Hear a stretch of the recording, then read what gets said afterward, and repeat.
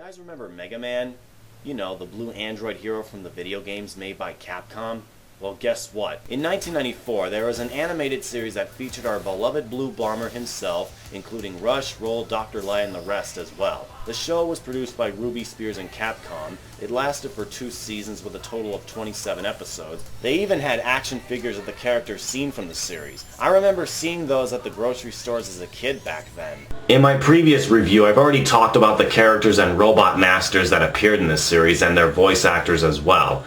Instead, I'm going to talk about a bunch of episodes. Rather than talking about the first episode where it all started, which is the pilot, why don't we just jump into the second episode instead? Electric Nightmare. Dr. Wily and his bad bots have broken into the power company and installed an override relay to the master computer to control everything that runs on electricity with a joystick. Not only that, he also placed a spy in Light's lab to get rid of Mega Man, and guess who the spy is?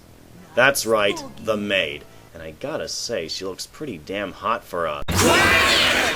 Sorry, got carried away, folks. Anyway, Mega Man and Rush head towards the city where the people are being attacked by killer household appliances and other mechanical devices. Gee, what does that sound familiar to, folks?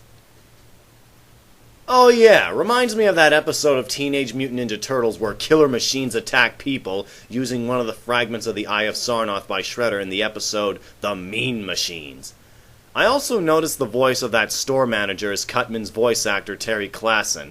Yes, the guy who did Krillin on Dragon Ball Z and a bunch of characters on Ranma 1/2. Mega Man, behind you! I love the scenes such as Mega Man easily beating the shit out of that robot maid with a mop.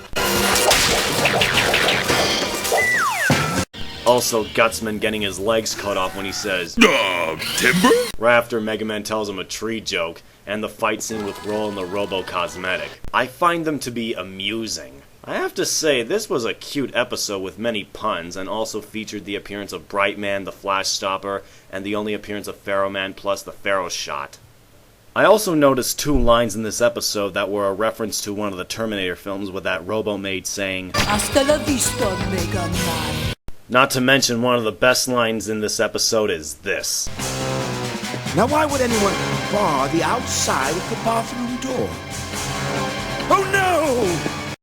The Big Shake.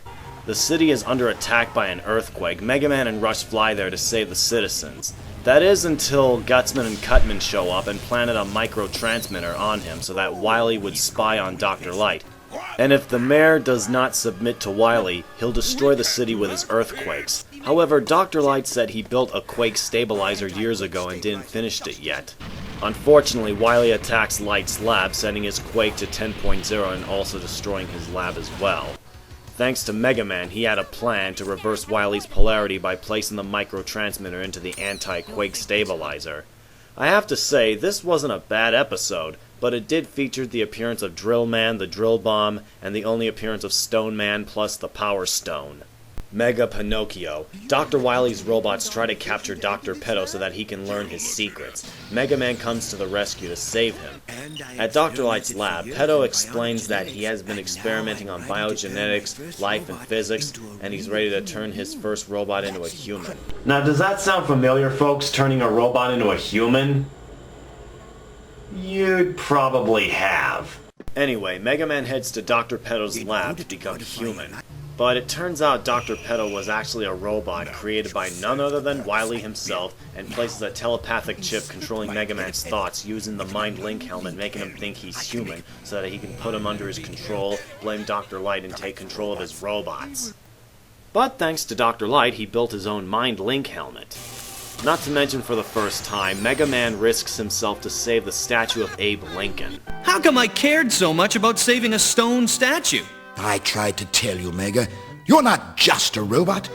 You have compassion and self-determination. I must admit, this was a rather corny episode, and also features the appearance of Spark Man, Ring Man, the Ring Boomerang, and the only appearance of Magnet Man and Crash Man. 20,000 Leagues Under the Sea. Dr. Wily and his bad bots attack the undersea mine so that Wily can get raw materials to build more evil robots.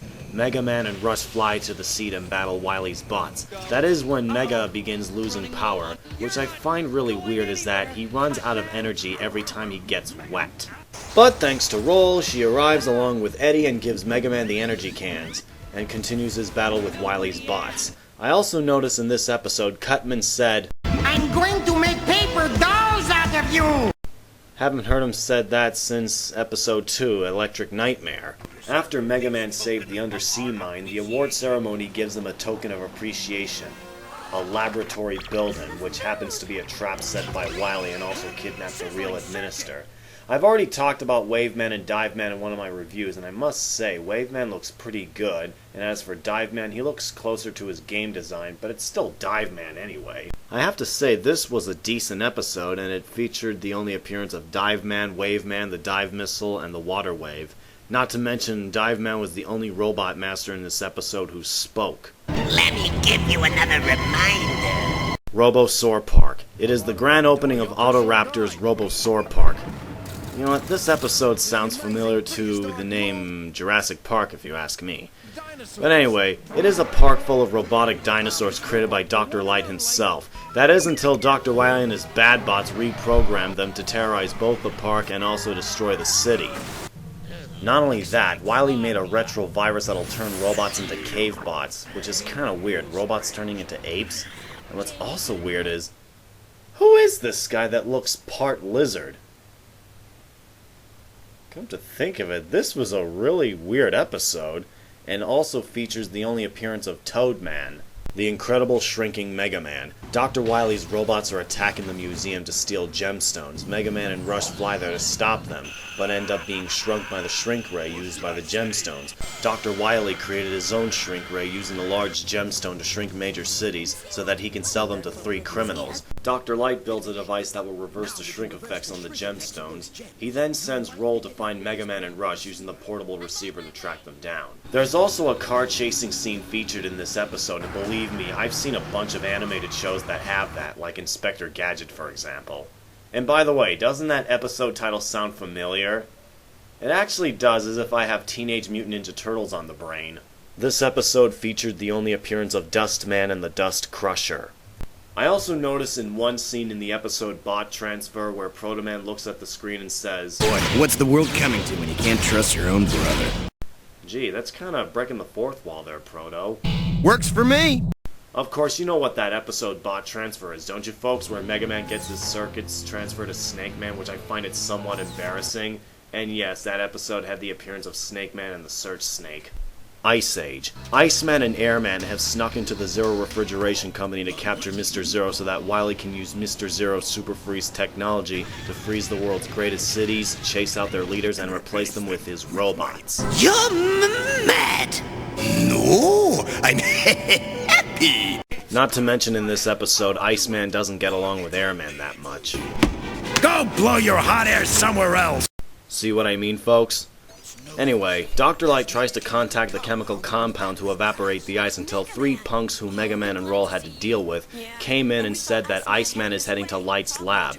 Dr. Light then comes up with a plan and created a Pippi spy cam to spy on Wily. Iceman then kills Mega Man with an ice mallet, then contacts Dr. Wily and says that he's destroyed Mega Man until this happened. I'm worried about Iceman. Now that he's destroyed Mega, he's grown too powerful.